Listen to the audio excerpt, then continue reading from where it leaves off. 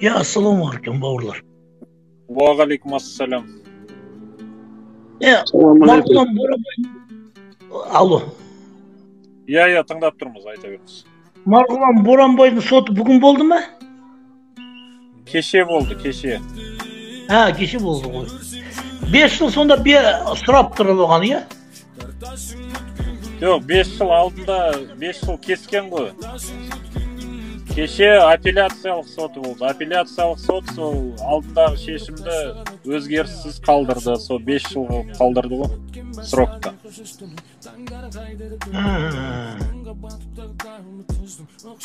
Аружан Сайын мен ана Юрий Юдин беді кім еді? Крокпен Ол жерде 4 жылы. жәбірленуші бар ол жерде.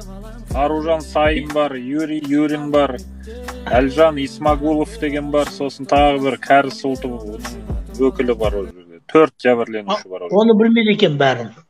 Жағын әйтеуір білем.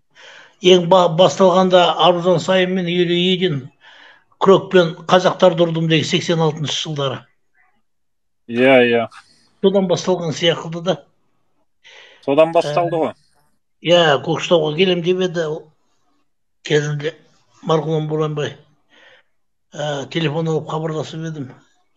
Кейбір нәрселер енді былай қарасаң қолдайсың, кейбір нәрсені қолданмайсың деген сияқты.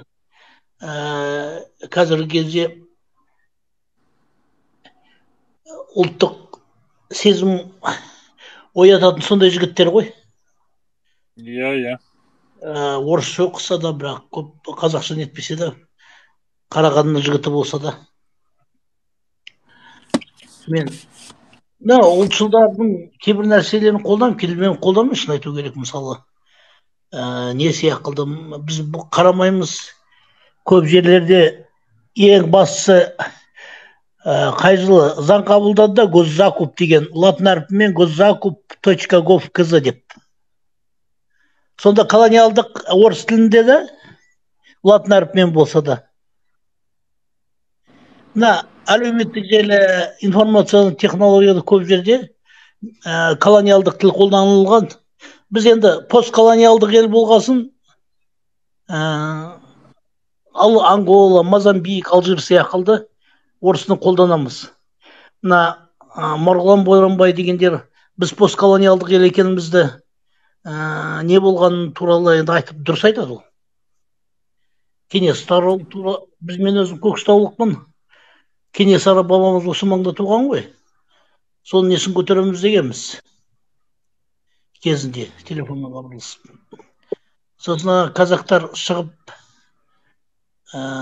бізде